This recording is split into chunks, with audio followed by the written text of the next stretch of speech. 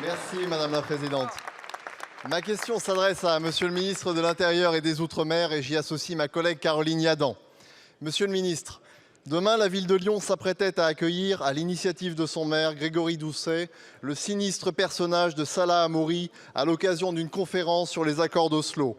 D'autres villes, de Gennevilliers à Aubervilliers, n'hésitent pas non plus à mettre à l'honneur un individu qui a été reconnu coupable d'appartenance à une entreprise collective en vue de commettre des actions terroristes sur le territoire israélien. Ce renoncement salutaire, nous le devons à des héros comme Claude Bloch, dernier rescapé d'Auschwitz vivant à Lyon, qui a tourné le dos à la représentante du maire pour protester contre sa venue. Si la France a condamné son expulsion par l'État d'Israël et défend son droit à un procès équitable, sa participation à ce simulacre de conférence aurait été un scandale. Oui, c'eût été un scandale que de prendre prétexte d'une pseudo-conférence universitaire pour réhabiliter un homme condamné par l'État d'Israël pour sa participation à la tentative d'assassinat du grand rabbin Ovadia Yosef. C'eût été un scandale parce que l'on ne met pas impunément à l'honneur un homme dont les liens avec une organisation classée comme terroriste par l'Union européenne sont avérés. Cette banalisation de la haine n'est hélas que le dernier épisode d'une tentative de réhabilitation de cet individu par une partie de cet hémicycle qui, dans l'indécence la plus totale, a osé comparer son extradition à une déportation, n'hésitant pas à l'acclamer à sa descente d'avion ou à le recevoir au sein de notre institution, la déshonorant de sa présence. Ma question est donc simple, Monsieur le ministre. Quelles mesures le gouvernement compte-t-il prendre afin de protéger les Français en général et les citoyens juifs en particulier des actions qu'ils pourraient entreprendre sur le sol français, comme de l'apologie de la haine qu'ils pourraient y diffuser? Je vous remercie. Je vous remercie, mon cher collègue. La parole est à Gérald Darmanin, ministre de l'Intérieur et des Outre-mer. Merci Madame la Présidente, Mesdames et Messieurs les députés. Monsieur le député Lefebvre, vous avez raison.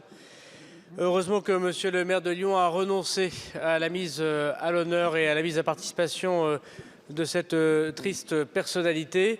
Je crois à la fois que les appels de sa propre population, notamment lors de la commémoration de ce week-end, comme vous l'avez très bien dit, mais également de la représentante de l'État, puisque à ma demande, la préfète de la région Rhône-Alpes-Auvergne a évoqué avec le maire de Lyon que si jamais cette conférence était maintenue, elle serait proposée d'être interdite par l'État pour menace à l'ordre public. Il est heureux que le maire de Lyon ait renoncé à son projet mortifère parce qu'il ne peut y avoir en aucun cas un doute sur la lutte contre l'antisémitisme dans notre pays. Je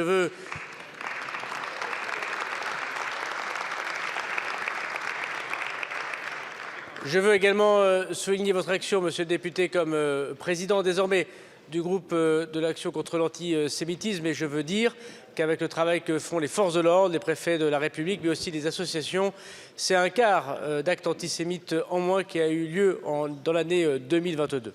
Cependant, il ne faut pas crier victoire, puisque encore 430 actes antisémites ont eu lieu en 2022, des insultes, des attaques physiques, des attaques contre des lieux de culte, contre des écoles confessionnelles, et vous le savez, d'innombrables insultes et ignominies sur les réseaux sociaux. Devant la mobilisation de toute la France, parce que le problème de l'antisémitisme, c'est le problème de tous les Français, et pas simplement de nos concitoyens juifs. 1500 cyberpatrouilleurs seront au rendez-vous de la loi de modernisation du ministère de l'Intérieur que vous avez votée. C'est aussi le cas d'ouverture désormais 24 heures sur 24 de Pharos qui permet de signaler la haine en ligne et bien évidemment la protection de tous les lieux de culte juifs, de leurs lieux communautaires et des écoles qui ont malheureusement connu, vous le savez, le terrorisme des années précédentes. Je sais que votre bureau c'est le terrain, Monsieur le député.